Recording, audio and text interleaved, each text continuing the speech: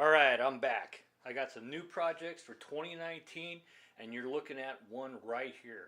It's my M249 saw project, something that I've wanted for a long time. I've wanted a belt fed, and this is going to be my cloning and getting as close as possible to an M40 249 as possible.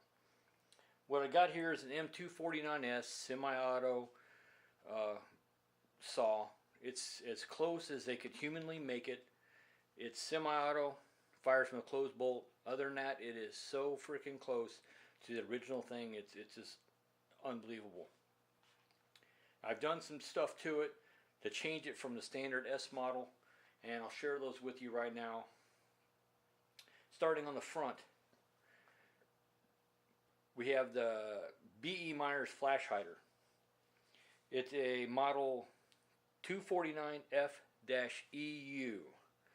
And what does the EU stand for? That's a European designation, because I'm running the actual machine gun barrel. This is not a M249S para barrel, 16-inch barrel. This is an actual EU machine gun barrel that's 13.8 inches long. And what makes it difficult to do this project is finding a muzzle device that will work and get me out to a proper length, because this has a 9/16 by 24 left-handed thread. That's what comes on the actual machine gun. So you only got a couple options.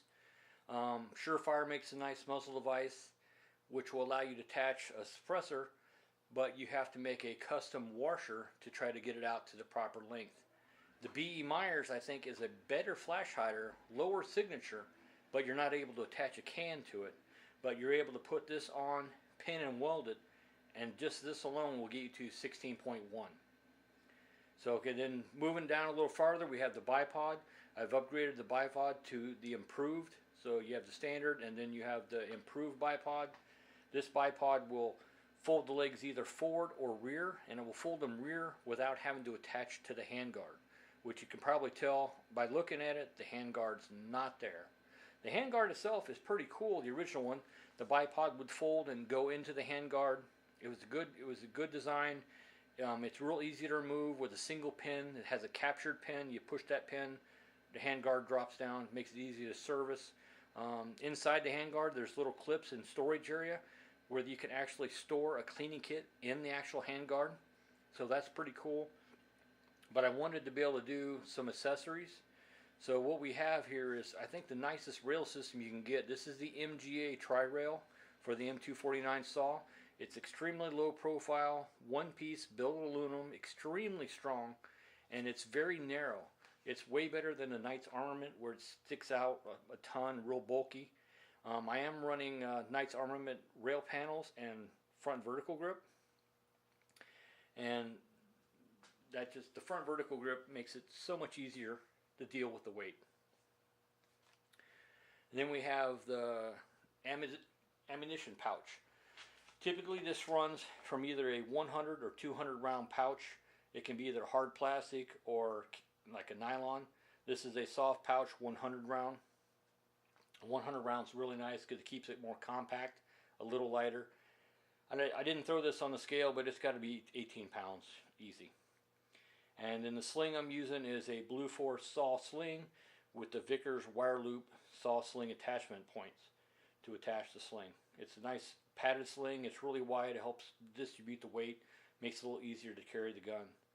And then on top, for optic here, I've got two different optics. They're both Trijicon. I got a Trijicon Reflex, which is a fiber optic tritium red dot, and then I have what you see here is the Trijicon ACOG designed for the saw. This is the TA11 M240, or no, TA11 MGO-249. That's a lot to say. This is specifically designed for the saw, shooting a 62 grain projectile, the M855. It has the BDC in the reticle all the way out to 1,000 yards. It compensates for spin drift and drop for the M855. So it's a fantastic reticle. It's a 3.5 power by 35 millimeter, I believe. Excellent eye relief, extremely clear. Came with the flash kill. It's on a GDI mount, which is designed specifically for the saw. It's a quick detach mount, and I just couldn't be happier. I mean, it's a Trijicon ACOG, and it's calibrated to the saw. I mean, there's nothing to hate about it. To top it off on the rear, on the back, I took off the standard fixed stock, which is okay. It doesn't work as well with an optic as this does, because I can't adjust the length of pole, and my cheek weld is not near as good as this. This is still so-so, but it's better than the standard stock. This is a 5-position telescoping saw stock with the hydraulic buffer. It's currently on position 4 is where I like it. The gun comes in just under 36 inches, maybe 35 and a half as you see it right now. So this is my saw project for 2019. I'm going to get this out, run it a few times. I'm planning on taking it maybe to a carbine class. So far it's been reliable. I've run 2 belts through it and several magazines. It has no problem with the magazines. I've run standard USGI and some polymer PMags. No issues running the mags. It hasn't damaged the magazines. I haven't had any feeding issues. I did have one stoppage, and I knew right away what it was.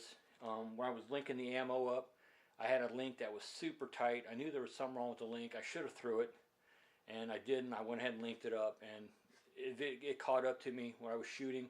I had a stoppage. It was that link. But just ran the charging handle real quick, cleared it, and went right back to business.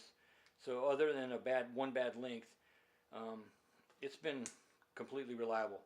Extremely fun to shoot, but this is my M249S, being cloned into my M249 saw.